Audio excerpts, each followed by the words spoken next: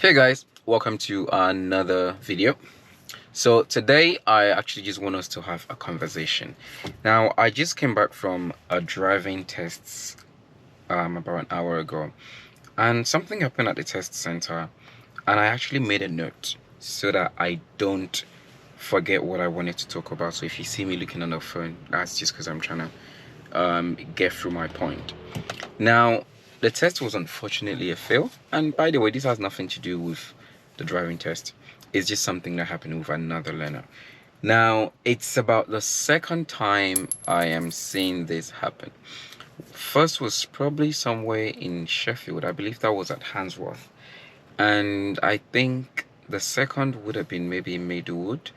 And I have it happening here today again. And this is just a matter of communication. So a test was cancelled today. Because of communication difficulties. So literally, the test candidate, which is the learner, cannot understand the examiner because of English. Yeah, so just because of English, and that's the second time I'm saying this, and that is so sad. Now, why am I bringing this up? It's just if you know anyone who has a test coming up and English is not their best or their strongest, then you might want to remind them of this so that their instructor is aware of this problem and work with them towards it. Because I don't know, if you're from, say, Nigeria, for example, which is where I'm from, if you don't know, and you're teaching someone who is from Nigeria, don't get too comfortable teaching them in your local dialect and forgetting that the examiner is not necessarily going to use that language on the test. Now, it must be stated that being able to teach in your local dialect can help the fluidity of your lesson. So, and sometimes even the understanding of what you're trying to put across to a learner who maybe English is not their strongest language or not even their first language.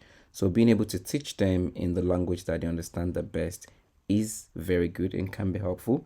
But you've got to also then remember that this is not going to be the language they will be using on the test. So you've got to try and balance both.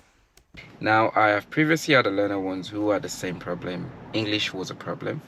And I remembered that the first 30 hours that we did in the lessons, altogether we did about 100 hours. And the first 30 hours was actually getting through English, getting through the communication, getting through the words that the examiner is going to use. Like when they say bear left, they don't mean turn left. Simple things like that, because keep in mind, you're already anxious, you're already nervous. So when you start to hear bear left and you see a road on your left, you will turn left. And that's not bearing left. Same with bear right or turn right. Or SatNav says at the roundabout or cross the roundabout, and it's literally just saying go straight ahead. So we had to go through all of this, prepare them towards what the test would be like, eyesight check when they say these, just get through those things, so to prepare them. So that was the case today. And I mean, you might think, but that's not fair, da, da, da, da. But unfortunately, it is a system for a reason. And if you can't meet the requirements, I mean, there has to be a system somehow.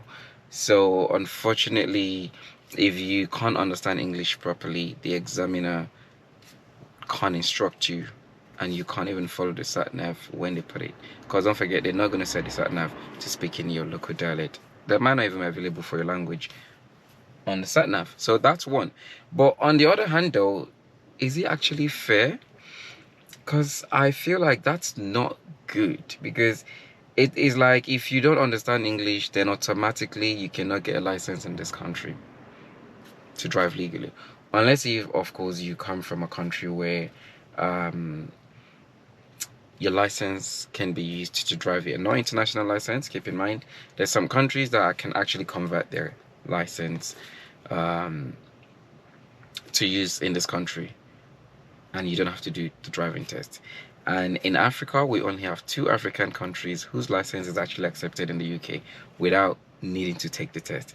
Now, I don't know how many of you know about that. Now, if you want me to do that video, let me know in the comment below. There are 2 African countries, and when I say African countries, not Morocco, it's not Egypt, it's actually a black African country, and you can use the license in the UK. So I think maybe I'll probably just make that video as well and note that down, you know, just what to expect, what to do, the process, and all of that. So yes, it's unfair because you can actually be a good, safer driver from, for example, Nigeria, but because you can't understand English, then you can't get a license in this country until, of course, you learn how to speak English and understand English to be able to take a driving test beforehand. But unfortunately, that is the system, it's the rule, and yeah, but it's just, I don't know, that's my opinion. Keep in mind, so I don't want someone badgering me on the comment and that. It's just an opinion. But to be fair though, if the language is holding you back from doing basic things such as just driving, even if you can prove that you can drive safely, that becomes a problem, isn't it? You know, if that has to do with your job, then again you can't work. But yeah, just something for, you know, the government to think about. Maybe just the same way you have a requirement to, you know, translate to certain languages that are standard when you're, you know, you can have maybe a Spanish speaker, or, you know, so something like that would make sense. I'm not expecting them to give you a Yoruba interpreter and all that kind of thing, but that would make sense, because if you go to China and you can't speak, I mean, sorry, you leave your sat nav on English and you can drive around. You come to the UK as a Chinese driver, you can set the language on your Google map to Chinese or Mandarin or something like that, and you still be driving safely, you know. So yeah, so that's something for the government to think of. I just thought I'd bring it up, you know. So that's the problem with that. So yeah, maybe the government should think about that. But yeah, if you think I'm right, or if you support me on that one, leave a comment. And if you think no, convince me why not, you know. But keep in mind, I'm fully aware they can't accommodate every language, but it would be nice if few of the languages are accommodated, just like translation. If you went to the council, for example, they'll provide you with an interpreter, you know, if this is the case. So, or maybe they might actually, maybe they could actually just allow someone behind who, you know, if the examiner says turn left and then you just say behind blah blah blah blah blah in your language. What do you think? I think that would actually be a good point. I mean, that would actually be a good solution to it, you see. So yeah, and that test would probably maybe take half of what the normal test takes, or I don't know, test takes about 20 minutes, 30 in some cases anyway. So yeah, but anyways, I'm going off track. So that is really it. Now that was it. Now back to why I failed, or why we failed today. Second point. Now we failed today at the roundabout, and that leads me back to the previous test. We had a test earlier this week, and I actually got blamed for my learner's reason for failing. I got blamed. Yeah, I got blamed, and I didn't take that lightly. You know, I got blamed, and it was heartbreaking. It was heartbreaking. I don't like, because I mean, I do everything I can to help my learner prepare for the test. I give you as much information as possible, and if you've been opportune to learn in my car before, and if you're watching this and I've taught you to drive, please leave a comment. I tend to give an example in many situations as much as I can, you know, just to help you understand. For example, if I tell you I stop you from going through a junction and I say no, it wasn't safe, I wouldn't just leave it at it wasn't safe. Sometimes I might even stop you, and at the same time I will tell you I would have gone through that junction if I was the one driving. And the only reason why I would say that is, for example, because a car's coming from the junction from your right, and to you, you believe that that was enough distance to go through. But the problem here is that yes, the distance is good, but you're failing to realize the speed that the car is approaching at. And that changes everything. Now, if I'm going out of a junction, I can safely go through a junction, say between 10 and 15 miles an hour as I drive off. But when you do it as a learner, you might be doing it at under 10 miles an hour. And sometimes I've seen drivers or learner drivers driving up from junctions at 5 miles an hour. And clearly, Same such situation at the same distance, same speed. I'm going 12 miles an hour, you're going 5 miles an hour. It changes everything. By the time you pull out, the car coming from your right is going to have to slow down. And once that happens, it's a serious fault. So, to cut the long story short, this was what happened on that test. And the learner said to the examiner, well, that's what I have been taught by Kenny. And Kenny said I have to wait until the road is clear before emerging. And clearly, I mean, if you watch my videos, you'd know otherwise, because I do point out situations where you would have to actually emerge into the road to get a chance if you're going to, especially at busy junctions, and particularly Bromley Junction when you're coming out from Roslyn Way. But anyways, we'll deal with that situation when we watch the video for that test, because I mean, some of the situations are situations where I personally would not even be waiting there. So it's impossible to then tell someone you've got to be sitting. I mean, sometimes I'll say, yeah, at this point at your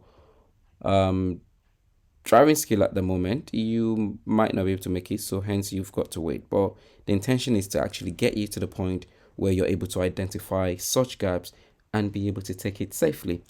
But keep in mind, and today the learner did the opposite. So she went through, but it wasn't safe enough because there was a van coming around. So this is where, I mean, it's a matter of understanding. Situations are different, right? So you've got to be able to analyze. And sometimes you miss the point when you are not willing to learn and understand where you're going wrong. Because the problem is, the minute I stop you and you get angry about the fact that I stop you, rather than understanding the reason why I stopped you, whatever I say after that point doesn't go in, or goes in from here and goes out from there.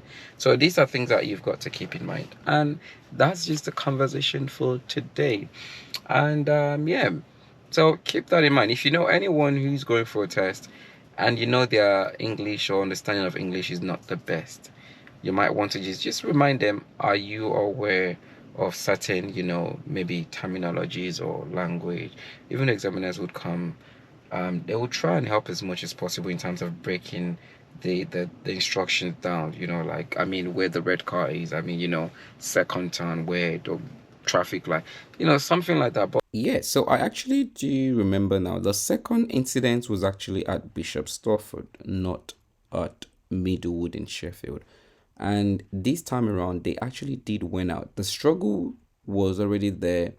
The examiner made efforts to see how it goes, and they came back earlier because of that language barrier. So yeah, examiners will make effort, but there is going to be limits to how much they can go, because their job is actually to direct you, give you instruction, and assess your driving skill if it's safe enough to get the license.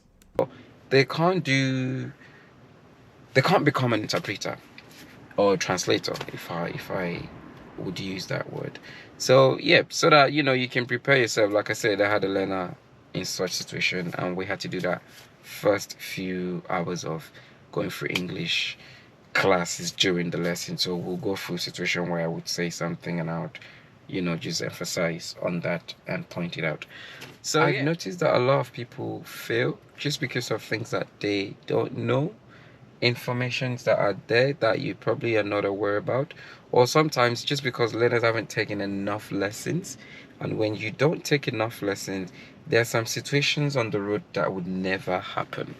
It is important to understand that the attitude of drivers on the road is way different during rush hour compared to when it is not rush hour. And these are experiences that is very important for you to gain and learn how to deal with before your test. So keep this in mind and vary your lessons a little bit so that you have a full round experience with how to deal with situation, and in that way you're prepared for the worst, so that when things happen, you're more likely to be able to at least stay calm, even if you can't fully deal with it. You wouldn't make situations worse. And remember that you should not just be learning to pass the test, but you learn to actually help yourself be safe on the road after you pass. Because keep in mind that at that time or at that point, you're going to be on your own. So it's better you experience it now with the help of an instructor than when you're alone and these things happen and then you're clueless.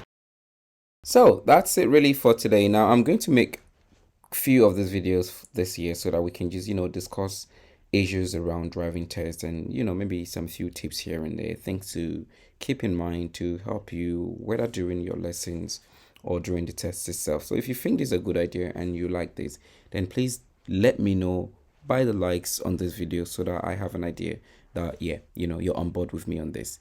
But yeah, I do feel like a lot of times it's just a matter of anxiety, nerves, and lack of information, because some people are actually doing their lessons just privately, and because of that there's some things that would really help you that you do not have idea of, that you have not been informed of. And we will see if we can fill up those gaps by using this channel, by using this medium or this format. So that's it really. Don't forget, please click the like button, subscribe to the channel. That would really help. And if you have any question whatsoever below, leave the comment below. Stay blessed. One love. Peace.